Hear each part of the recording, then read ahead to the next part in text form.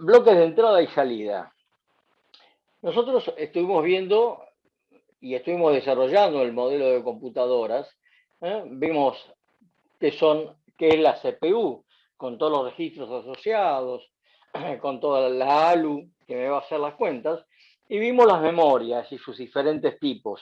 Vimos que acá en la CPU, aparte del procesador, íbamos a tener una memoria muy rápida que llamábamos registros, y una memoria que básicamente es un adaptador entre estos dos, que es el caché. Acá íbamos a tener la memoria principal. Todo esto iba a estar interconectado por bases, diferentes tipos de bases, de acuerdo a qué es lo que conecten. Vimos que los bases tienen diferente velocidad porque se adaptan al bloque de información que me conecta a la CPU. La CPU siempre va a hacer los cálculos, en la memoria vamos a tener el repositorio de los datos. Es decir, los bloques de entrada y salida se van a comunicar directamente con la memoria. En la memoria van a almacenar los datos y la CPU va a ir a la memoria a buscar los datos de estos bloques. Es decir, es poca la conexión que tenemos entre la CPU y los bloques de entrada y salida, las señales de control, que le dirán lea, escriba o ejecute, pero lo cierto es que los bloques de entrada y salida van a depositar todos sus datos de alguna u otra forma en la memoria. Y la CPU va a ir a la memoria a buscar esos datos. Entonces vamos a tener un bloque CPU y memoria, tendremos bases, acá hay uno solo, pero ya hemos visto que a partir de los bridge norte y sur tenemos diferentes tipos de bases que me van a adaptar a la velocidad de lo que esté conectado. Pero tendremos plaquetas o tenemos controladores, un controlador de video, tendremos un controlador de teclado, un controlador de discos, acá es disquete, pero este daño el arquero, ya casi nadie los usa. Tendremos algo que controla la impresora, tendremos algo que controla los discos. En algunos casos, el software estará metido en el programa y en otros casos, el controlador será parte integral de la plaqueta. Pero todos van a hacer exactamente lo mismo. Lo que nos van a hacer es manejar la transferencia de información desde el controlador específico que esté conectado a la memoria. Y la CPU la leerá de la memoria. ¿Por qué? Por un problema de velocidad. Cuando veamos que yo tengo un teclado, yo presiono una tecla y eso trabaja en el orden del milisegundo, 0,01. Mientras que si estoy trabajando con un controlador de discos o con un controlador de video, eso puede trabajar en el orden de los microsegundos o nanosegundos. Entonces, cada controladora estará adaptado a un bus y cada bus manejará la velocidad que corresponde, pero en definitiva, y discúlpenme que sea reiterativo, todo va a ir a parar a alguna posición de memoria. Y tenemos varios tipos de dispositivos externos. Esta es una definición muy básica, puede haber una definición más rigurosa que esta, pero es con humanos, interacción con otras máquinas o algunos que nos permitan comunicarnos con el exterior.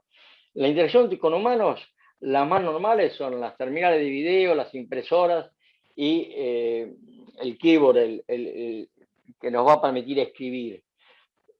Con las máquinas, y depende de lo que tengamos conectado, pero básicamente va a ser con todos los tipos de discos, serán con los discos rígidos o con los discos SSD.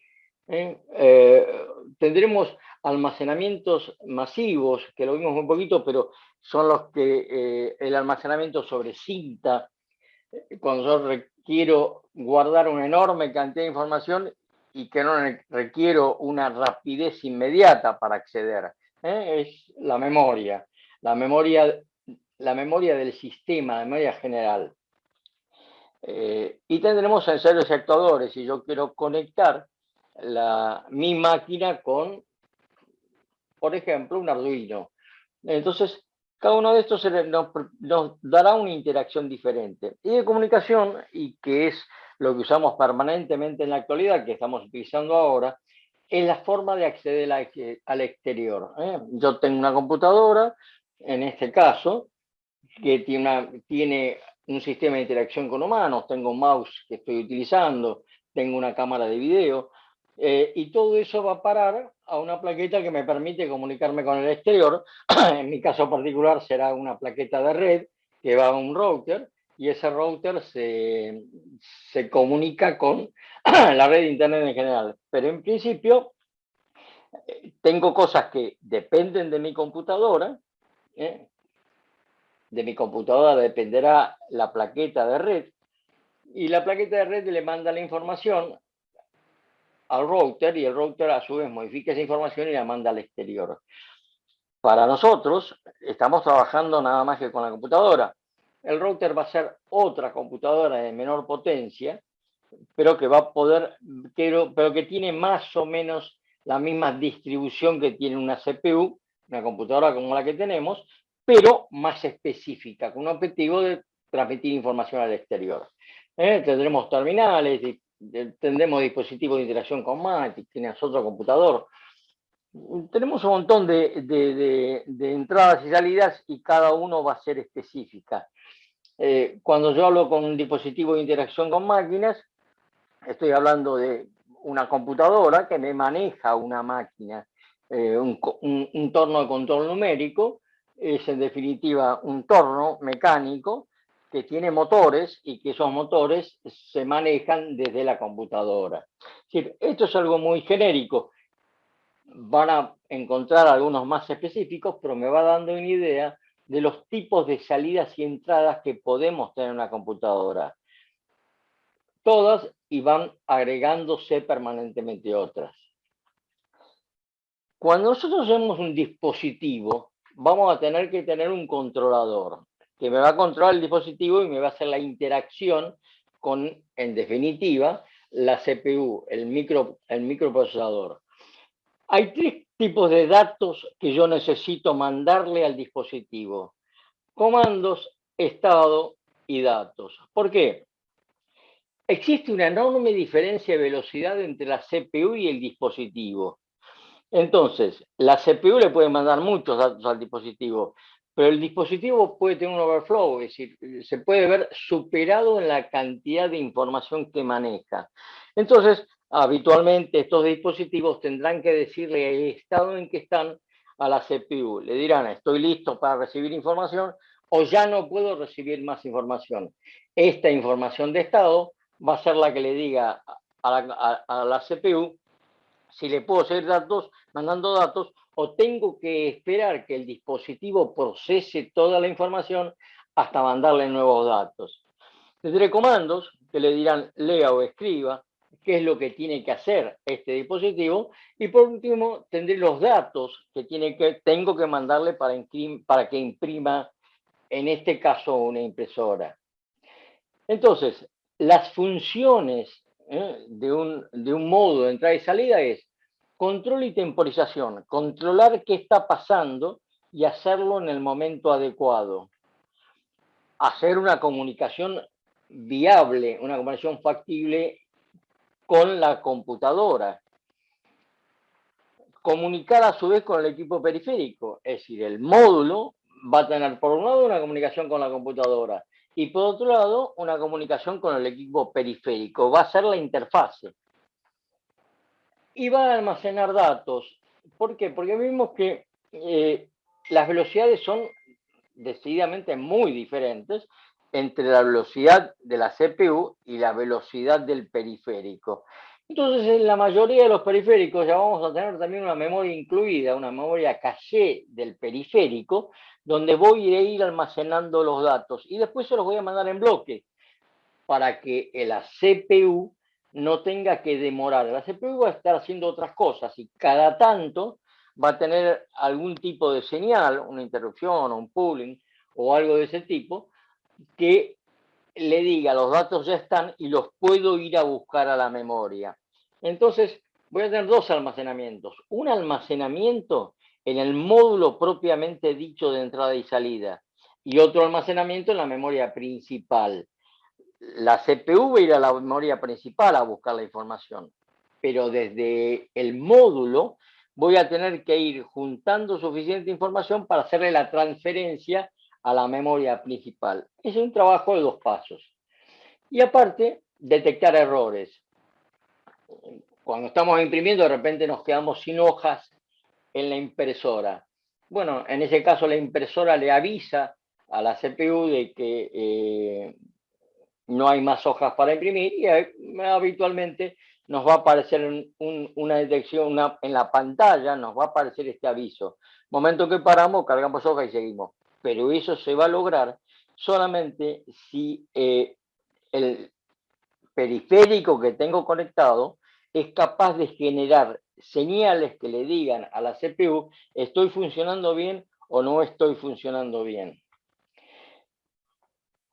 Y como vemos, tenemos 2 partes. Una parte que va a estar almacenada en el sistema operativo, va a ser el programa dentro del sistema operativo que me va a manejar al controlador del dispositivo. El controlador del dispositivo es parte del dispositivo en sí. Puede ser una plaqueta o puede estar incluido. Algo de eso charlamos cuando vimos discos rígidos. Los primeros discos rígidos se controlaban exclusivamente la computadora y a medida que fue avanzando, a medida que los sistemas se fueron abaratando, el control de dispositivo ya estaba incluido dentro del disco rígido. Pero vamos a ver una parte del sistema operativo, que bueno, son las aplicaciones de usuario, y otra parte del sistema operativo va a ser el que maneje directamente a esto. Acá tendremos en las aplicaciones de usuario una aplicación para imprimir.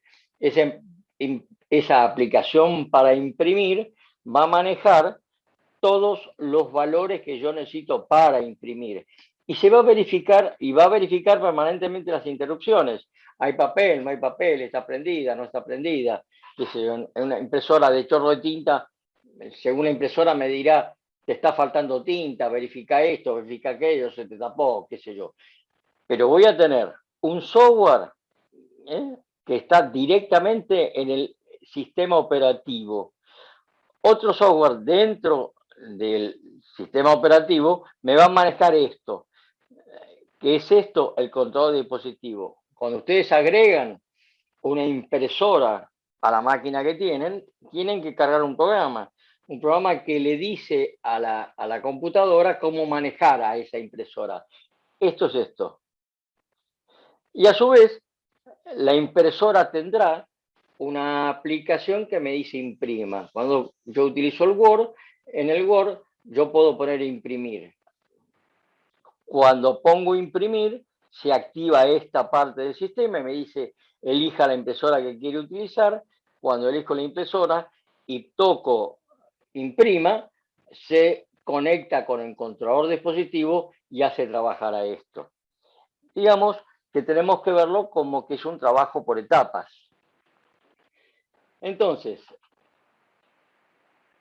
cuando tengo la plaqueta, y por ahora la vamos a hablar como una plaqueta específica de un controlador, voy a tener, como dijimos, conectada la CPU y la memoria al bus. Base, vimos que tenemos 3 tipos. Base de control, base de datos y bases de direcciones. Entonces, de las bases de direcciones, tendré esto, tendré los registros de control, registros de estado, registros de datos, que están incluidas dentro de la plaqueta de entrada y salida. Y aparte, voy a tener señales de direcciones, que son estas, y señales de control, que van a hablar con la lógica de la plaqueta. Y todo eso va a terminar en 3 grandes bloques de información hacia la impresora. Los datos que tienen que imprimir, el estado que lo va a informar la impresora y el control de esa impresora. Acá diré imprima, esta imprima estos datos y esta me dirá estoy imprimiendo o me quedé sin papel. Entonces, yo lo que tengo que lograr es que la información que manejo acá y que envío a través de los datos, de los bases, sean suficientes como para manejar este periférico de salida. Entonces tendré señales de datos, señales de estado y señales de control.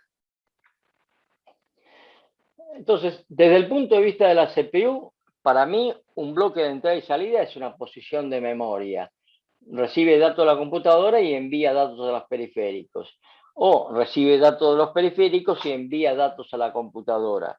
Pero eso está centralizado desde la memoria principal. En estos podemos ver cómo puedo dividir la memoria principal de una máquina. En la primera parte voy a cargar el sistema operativo. Acuérdense que yo cuando prendo la máquina, lo primero que se actúa es una memoria ROM que llamo BIOS. En esa memoria que llamo BIOS se almacena en la parte de arriba de la memoria, la parte intermedia de la memoria almacenaré el programa que estoy ejecutando, los datos, los registros, y en la parte baja de la memoria habitualmente voy a almacenar toda la información que tenga de los periféricos, la información que le mando a los periféricos y la información que recibo de los periféricos. Y de vuelta, hay un montón de periféricos y cada periférico va a tener una velocidad diferente. Desde el keyboard, desde lo que utilizo para escribir, que trabaja a muy baja velocidad, hasta una comunicación por gigabit de Ethernet, que este va a trabajar en el orden de, fíjense, de 10 a la menos 2 segundos, menos, una décima de segundo puede tardar presionar una tecla, hasta que el gigabit de Ethernet me va a tirar 1000 millones de pulsos por segundo. Cada uno de estos estarán conectados a un bus diferente, pero el módulo de entrada y salida tienen todas las mismas filosofías.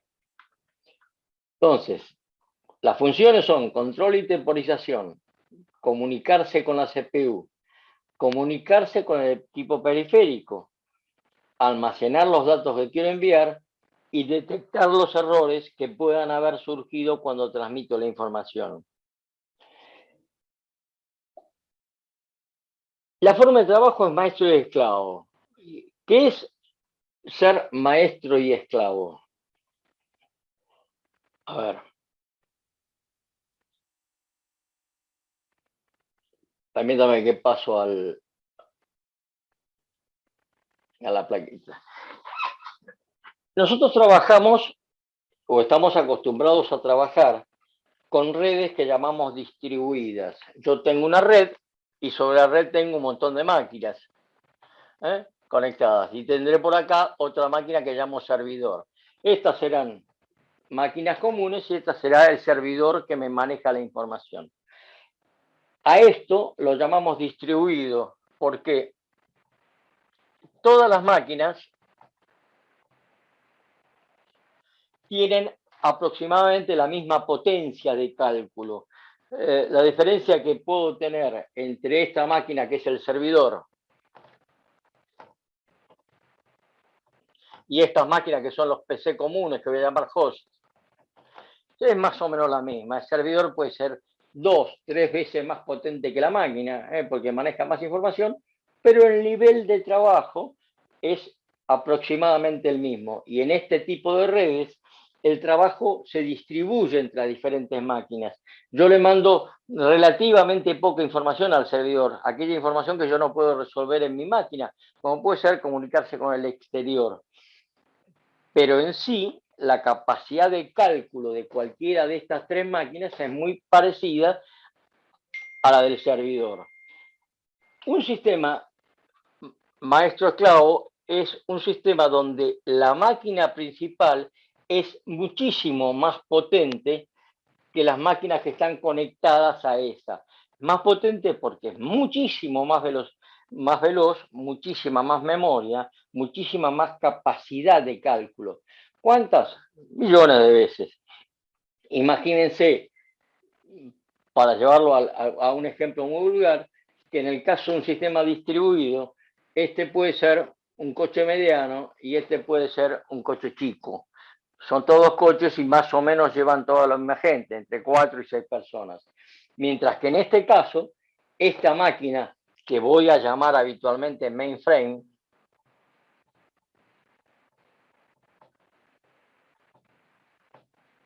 es muchísimo más potente que cualquiera de estas otras. Para de vuelta al ejemplo vulgar, este puede ser un camión que me lleva 20 toneladas de grano y este puede ser un coche chico, un Gol, que puede llevar 4 personas. Esa es la diferencia básica en un sistema distribuido y un sistema maestro-esclavo.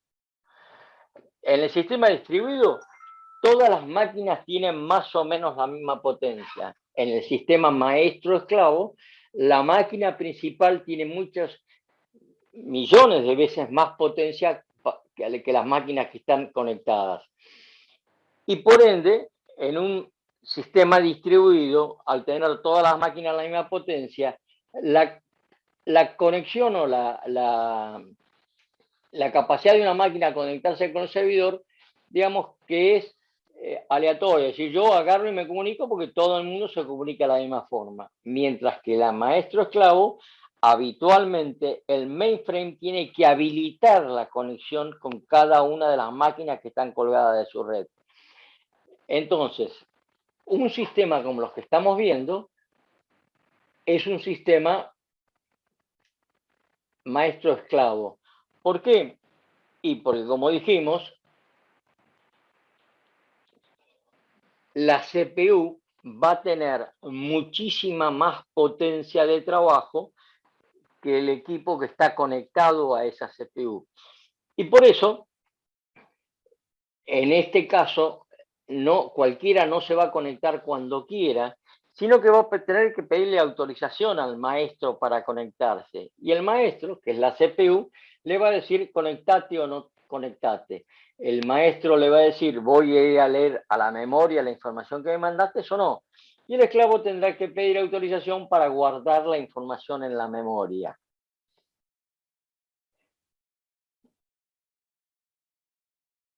Entonces, la lógica sigue siendo la misma, pero el que da las órdenes es este.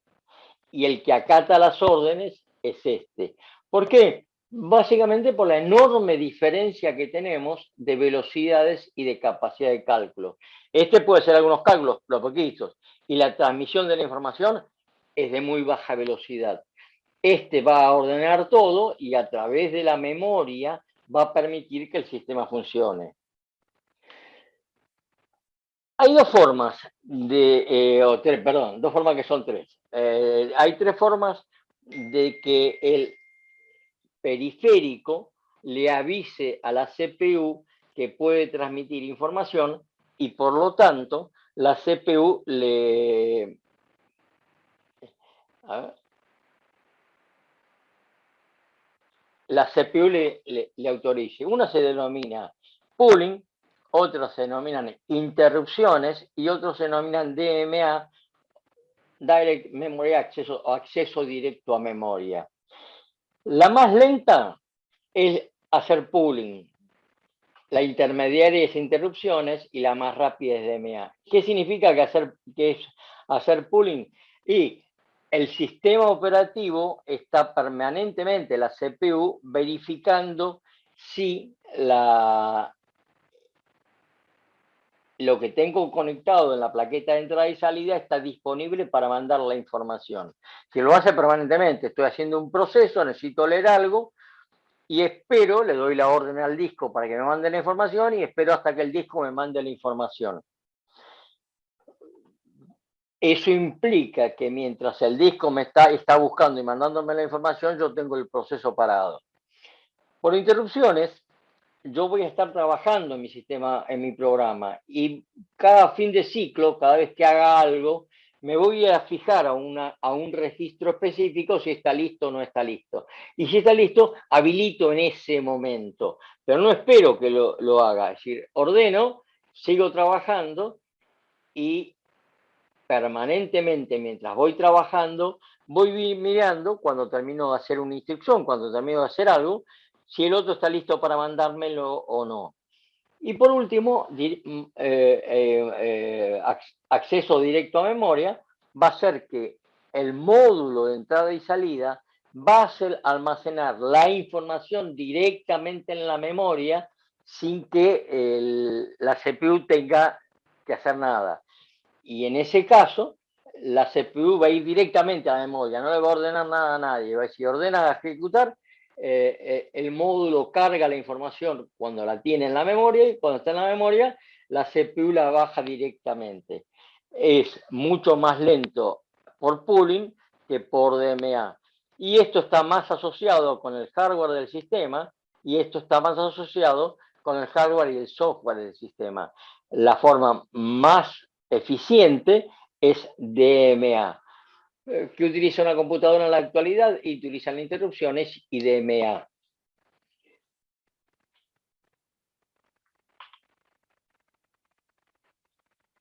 A ver. Entonces, cuando hay pooling, es decir, ¿cómo suceden las cosas? La CPU lee el registro de estado del controlador. ¿Qué significa? Y si está disponible, puede leer, puede escribir, qué es lo que tiene que hacer. Si el sistema está disponible para ejecutar, si es una impresora a imprimir, si es un disco rígido, está listo para ir a buscar información. El controlador de entrada y salida envía el estado. Estoy listo. Si está listo, lo que hago es escribo en el registro de datos qué es lo que necesito hacer. Acepto el dato y si no estoy, digo no preparado. Espero hasta que el dato se escriba en el dispositivo, pongo estado a preparado y lo envío a la CPU. Acá tengo pasos. Voy ejecutando una acción. Quiero ver si hay algo para transferir. Quiero que me transfieran algo. Le aviso, ¿estás listo? Y si estás listo, almacená. Mandame la información. Espero hasta que esta información esté actuada. Si cuando el disco termine de mandar la información, me va a decir, te mandé la información, y en ese caso voy a ir a la memoria a leer la información. La diferencia está en que yo tengo la CPU, va a esperar que se ejecute la acción. Mientras que en las interrupciones, que son sincrónicas, yo voy a tener que tener un elemento circuital que me diga cuándo hago las cosas. Y es sincrónico. A ver si tenemos una... No tengo la... Estoy buscando una filmina, que es esta. Ah, por Dios. Acá.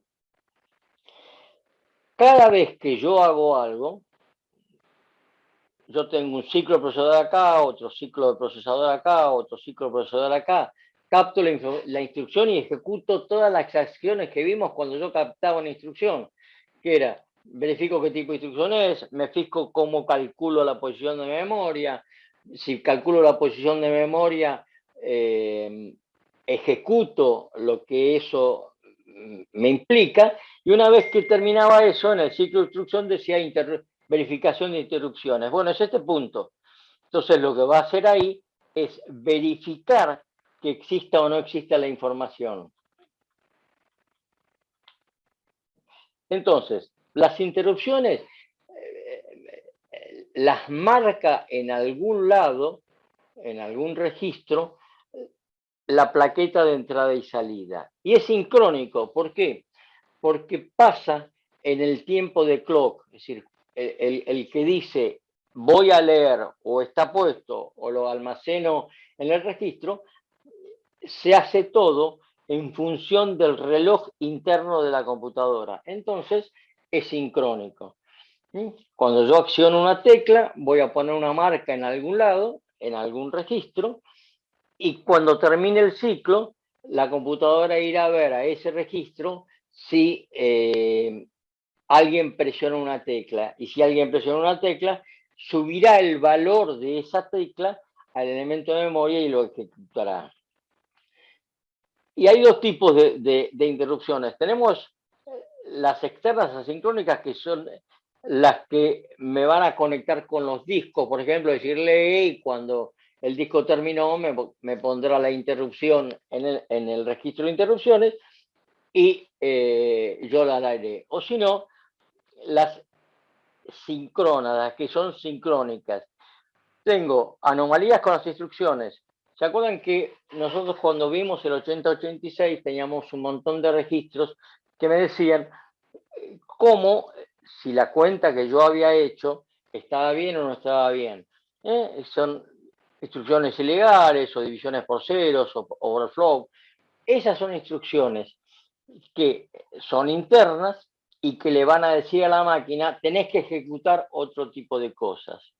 O por software, porque yo tengo un error, tengo un trap y tengo instrucciones ilegales o desbordes o lo que quiera. Pero básicamente las interrupciones vamos a tenerlas externas asincrónicas, que son cuando yo ejecuto una acción en algo muchísimo más lento que la CPU que estoy utilizando, o síncronas que van a ser con acciones que se ejecutan en los mismos tiempos que el CPU y van a ser fallas habitualmente. Las que más vamos a usar para conectar a nuestros bloques de entrada y salida son estas que son asíncronas.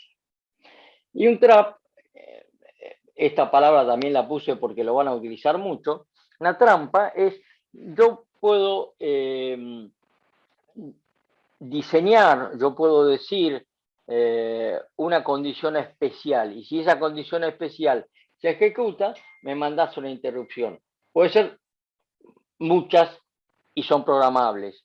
Yo puedo decir, superé la memoria, no, qué sé yo, o cualquiera que ustedes quieran.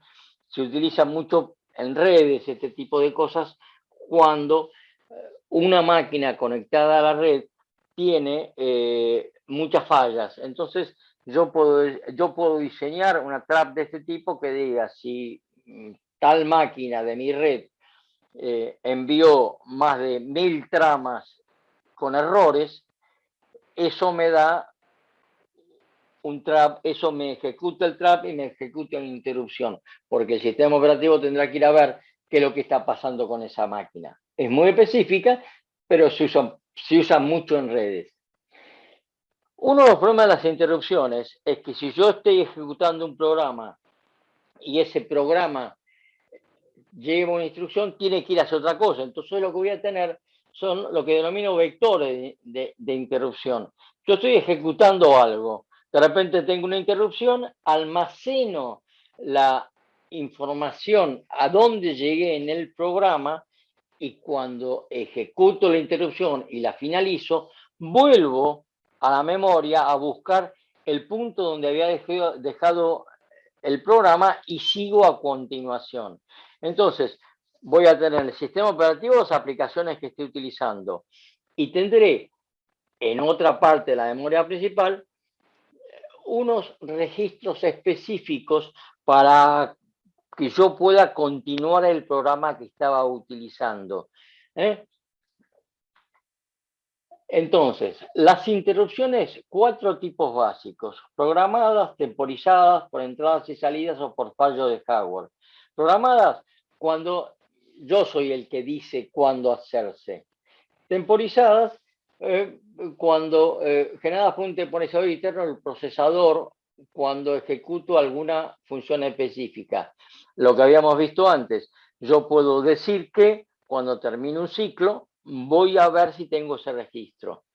Por entradas y salidas, cuando el que genera la interrupción no soy yo, sino que es el módulo de entrada y salida, o cuando tengo un fallo de hardware, que eso me va a dar una interrupción inmediata y me va a decir qué es lo que tengo que hacer, o yo ejecutaré la acción que corresponda. La solución más simple de esto se llama acceso directo a memoria. Es un módulo adicional e imita el procesador. El módulo de entrada y salida va a creer que está conectado con el procesador, pero en realidad está conectada con este módulo, con esta plaqueta o con esta parte del sistema que se llama DMA. Y lo que va a hacer es, sin hacer intervenir al procesador, hacer toda la mecánica para transferir datos desde el bloque de entrada y salida hacia la memoria, que reitero, es el lugar donde va a ir a leerlo el CPU. También tiene robos de ciclos o utiliza el bus cuando el procesador no necesita, o si el procesador está utilizando otros bases, está utilizando desde la memoria, a través de los bridge norte y sur, puede tener ejecutando otro bus que lo manda a la memoria. Y lo importante es que el procesador continúa con otro trabajo hasta que el DMA transfiere esa información en forma directa a la memoria. Ahí tendré otra interrupción y le dirá al procesador: el dato que vos le pediste al disco rígido ya lo tengo almacenado en la memoria y lo podés venir a buscar. Lo que me acelera es el trabajo entre el disco rígido y la memoria principal. Entonces, va a pasar exactamente lo mismo. En el DMA yo tendré ciclos y cuando finalice el ciclo de procesamiento, la plaqueta le dirá al procesador: ya podés ejecutar la información. El circuito es muy simple y es de este tipo. Yo tendré el disco, tendré una plaqueta, tendré un controlador. Entonces lo que yo voy a obtener es la información desde el disco rígido que se va a almacenar directamente en la memoria. Y no va a ser necesario que la CPU ordene almacenar en la memoria, que es lo que pasaba cuando hacíamos o pooling o utilizábamos las interrupciones habituales. Entonces yo voy a trabajar con el bus de datos y el bus de direcciones y también con el bus de control, pero estos no van a estar conectados con la CPU. La CPU va a seguir trabajando en la aplicación que haya estado utilizando. Esta es la diferencia fundamental entre este sistema y los otros que vimos de pooling e interrupciones. En el pooling, la CPU se conecta con el sistema, pero espera que el sistema mande la información.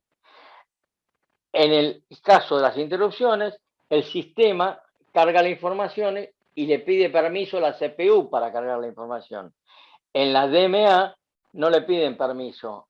La información se carga directamente en la memoria y cuando ya está cargada en la memoria, le avisa a la CPU que tiene la información que esta está disponible y puedo seguir el trabajo.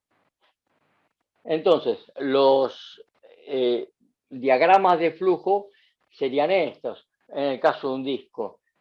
Comienzo, verifico el estado del disco, el disco está listo, si no está listo, sigo esperando. ¿Qué significa que está el disco? Y que arrancó, que se posicionó, que el lector se posicionó sobre el coso, o que si es un disco de estado rígido, ya ubiqué un disco de estado sólido, un disco SSD, ya ubiqué la posición donde estaba la información. Si el disco está listo, mando la información desde el disco a la memoria. Si está hecho, lo leo y continúo el proceso. Mientras que en este caso, el de las interrupciones, requiero al disco para escribir, leer o escribir, sigo trabajando con otros procesos mientras el disco va cargando la información y cuando lo termina, paro de hacer lo que estaba haciendo y transfiero la información desde el disco. En el caso de la DMA, yo ordeno la transferencia, se ejecuta la transferencia, la CPU sigue trabajando hasta que la DMA le dice: tengo toda la información lista, y en ese momento continúa la información.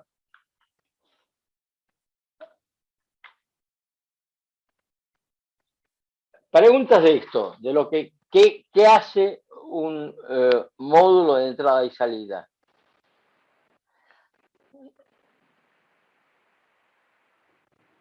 ¿Alguna pregunta? ¿Alguno despierto?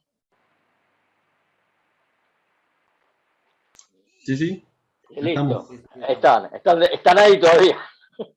Sí, sí, Bueno, sí. digamos que lo que no quise complicar más la situación era meternos en todas las entradas, las señales de control que voy a necesitar en el sistema. Pero el sistema en sí es muy simple.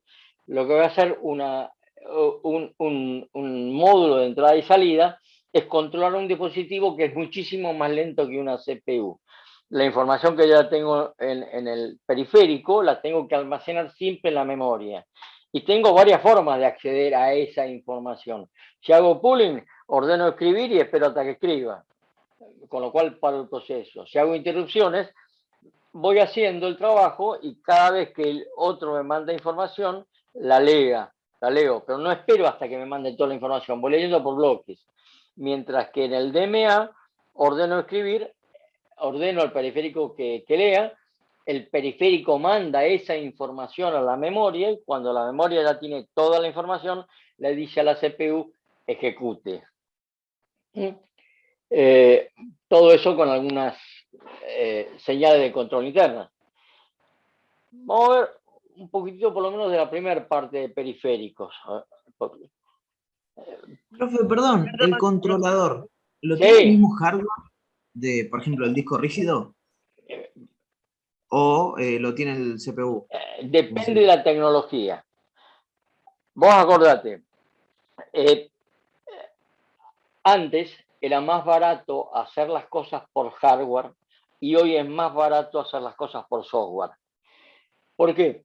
Y porque antes teníamos que diseñar un circuito específico y ahora yo pongo un microcontrolador dentro de la plaqueta del disco y lo hago por software. Entonces, en los equipos más viejos, por ejemplo, todos los discos que usaban pata, el BAF que vimos la otra vuelta, esos enlaces que eran muy gruesos, esos tenían controladores por hardware. Hoy, los SATA, los DMI o lo que ustedes quieran, tienen controladores por software. Es un problema de evolución tecnológica y costos. A medida que pasa el tiempo, voy transfiriendo cada vez más cosas al software y dejo el hardware para aquellas cosas que son de potencia. Es decir, que necesito mucha corriente. Entonces ahí me sale más barato poner un transistor que manejarlo desde un procesador. Es un problema de evolución. Antes se usaba mucho más hardware, hoy se utiliza mucho más software. Por eso antes tenías una plaqueta que tenía 50 integrados y hoy tenés una plaqueta que tiene 3 integrados. ¿Por qué? Porque esos 3 integrados me están simulando la acción que utilizaban los otros. Entonces, la respuesta a eso no puede ser taxativa. Sí, las cosas más viejas utilizaban software, las cosas más modernas utilizan hardware. Las cosas más viejas utilizaban hardware, las cosas más modernas utilizan software. Y como yo le dije la otra vuelta, cuando vimos un poco de discos rígidos o SSD, ya los discos rígidos y los discos SD actuales tienen un bloque de memoria caché dentro del disco o asociado al controlador. Entonces yo no mando por bloques la información, sino que yo mando toda la información al caché y una vez que tengo toda la información en el caché del disco, en ese momento se lo mando a la memoria principal. Es todo mucho más rápido porque la velocidad de transmisión del caché va a estar solamente limitada por el tipo de bus al que se conecte. No sé si con esto fui más claro o te la compliqué más.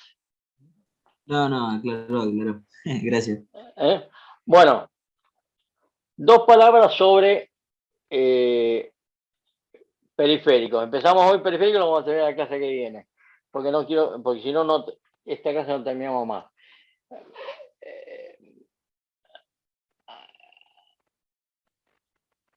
A ver. ¿Cuál es el primer periférico? El teclado. El teclado es lo primero que tenemos nosotros para conectarnos con la computadora. Por ahora. Porque el teclado yo calculo que en 10, 15 años más va a desaparecer y yo voy a dar órdenes vocales directamente. Si la computadora va a interpretar qué es lo que yo estoy diciendo y va a actuar en consecuencia. Pero por ahora lo que tenemos más aceptado para manejar una computadora es el teclado. Y teclados hay varios tipos, varios modos, el QWERTY, el Dvorak, AZERTY, Kewis, Coleman, Clickes, un montón, que son más específicos. El normal y el que utilizamos todos es el QWERTY. Y esto está dado por cómo son las teclas. Las teclas de un teclado empiezan Q, W, E, R, T, I, U, I. Son estas. Es decir, el nombre del teclado está dado por la posición que tienen las letras.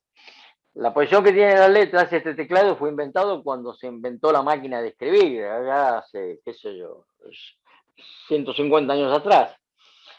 Y está adaptado más que al castellano, más que a nuestro idioma, está adaptado al idioma inglés. Entonces, las letras que más se utilizan están puestos más fácilmente en el lugar donde los ingleses utilizan, que es la I y la E.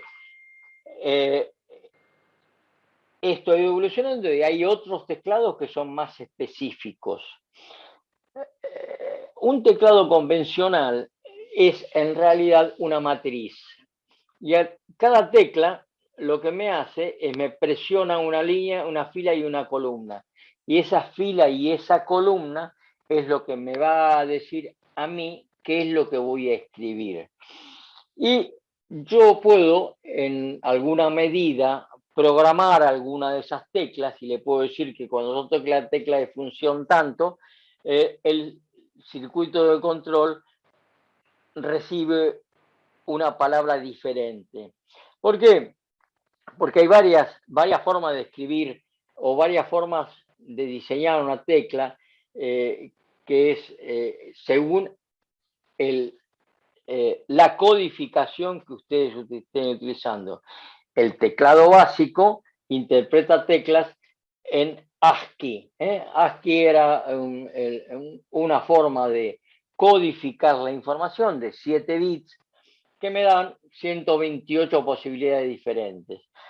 Como con 128 posibilidades diferentes yo no tengo todas las letras que necesito, yo voy a tener una codificación que hoy denomino Unicode, y esa configuración de Unicode, en lugar de utilizar 7 bits por palabra, utiliza 64. Entonces yo puedo definir las teclas en el idioma que yo quiera. Cuando ustedes configuran la computadora y le dicen qué teclado están utilizando, le tienen que decir qué idioma. Si utilizan el inglés, la ñ no va a existir. Si utilizan un teclado castellano, la ñ va a existir en algún lugar, habitualmente al lado de la L en el teclado este QWERTY. Y si no, será 2 puntitos, pero yo defino que esos 2 puntitos en realidad me escriben una letra ñ. Entonces los teclados son básicamente una matriz con 2 decodificadores de filas y columnas que cada vez que yo presiono van a generar una salida serie y depende cómo yo haya codificado mi teclado, será en ASCII 7, será en Unicode 64 y me permitirá definir a las teclas para el idioma que yo estoy utilizando. Estos son muy genéricos, pero son muy programables y realmente me permiten en este momento escribir en casi cualquier idioma. Entonces acá tenemos el teclado QWERTY, que es el más común, y empiezan estas letras de acá. Los otros tienen formas diferentes y tienen las letras ubicadas en lugares diferentes, porque son específicos para alguna actividad. Yo podría hacer un teclado que tuviera muchas menos letras, de hecho un teclado de control de una máquina tiene muchas menos letras, pero la filosofía es la misma. Yo tengo una matriz activa, tengo un decodificador, que cuando yo presiono una tecla, parte de la información va a salir de la matriz horizontal y parte de los cables verticales, me van a generar una palabra y esa palabra es la que yo voy a enviar por el bus con que esté conectado a la computadora para que vaya a una posición de memoria para que la computadora pueda interpretar qué es lo que yo dije. Y los mouse es la otra forma activa que tenemos de trabajar. Hay varios tipos, los mecánicos, los ópticos, los láser, los trackball. Los mecánicos son los más viejos de todos, hoy ya directamente no existen. Tenían una bolilla abajo y la bolilla tenía una...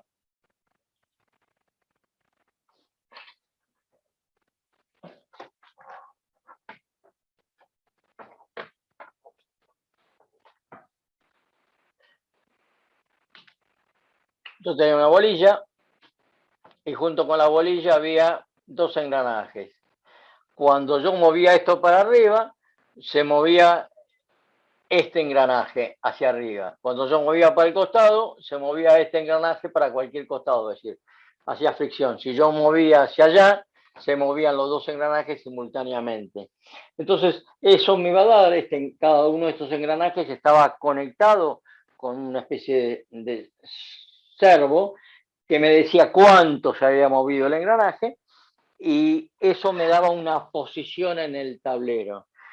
Viejos, más caros de hacer, se llenaban de pelusas, había que desarmarlo porque llegaba un momento que resbalaban, estos 2 engranajes resbalaban, cada tanto había que desarmarlo, limpiarlo. La precisión estaba dada por los dientes del engranaje. Si el engranaje era muy grande, los dientes eran muy grandes, tenía poca precisión. Si tenía engranajes más chicos, había bastante más precisión. Los ópticos, que son los que utilizamos habitualmente, a ver,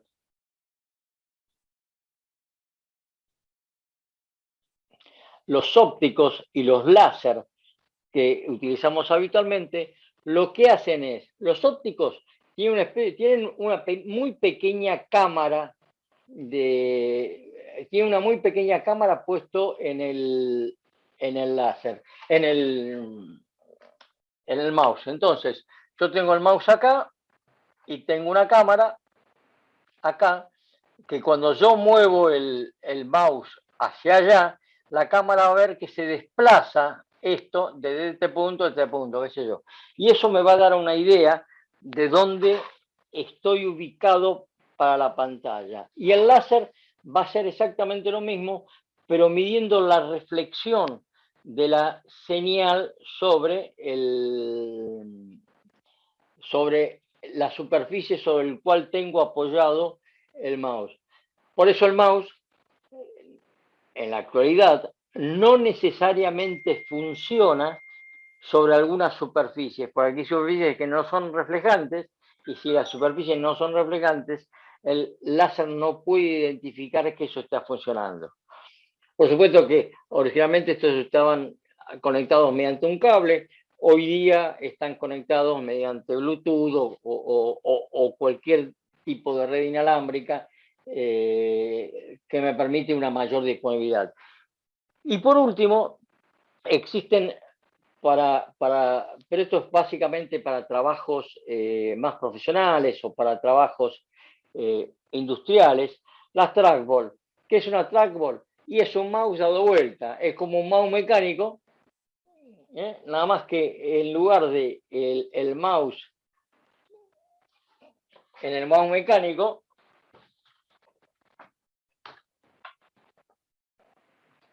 yo tenía el mouse y tenía acá la bolilla, que era la que iba a girar por todos lados. Una trackball es una cosa diferente. Voy a tener una bolilla acá y yo lo que voy a hacer es mover la bolilla. La bolilla tendrá de vuelta acá asociados 2 engranajes que me permitirán ver cómo son los movimientos de la bolilla. Cuando se mueve la bolilla esta, se mueven estos engranajes y me van a dar la posición en el plano. Con esto, con los mouse, yo lo que consigo es, estos mouse en particular, una posición en el plano, no una posición en el espacio. Y yo lo que mido es el desplazamiento en 2 ejes, el eje X y el eje Y. La trackball en general son para aplicaciones más profesionales. Las aplicaciones más comunes en este momento son las de láser. Y láser puede haber más de un tipo de láser, de luz visible, de luz invisible o lo que sea. Estos van a medir la reflexión y estos van a medir un movimiento mecánico. El problema que tenemos con las trackball es igual que el que tenemos en los mecánicos. Y se ensucia, es decir, se llena de pelusa adentro. En ambientes donde se utilizan las trackball habitualmente está prohibido fumar porque las micropartículas que vienen que se consumen del tabaco se suelen meter en la trackball, las suelen ensuciar y les suelen sacar precisión.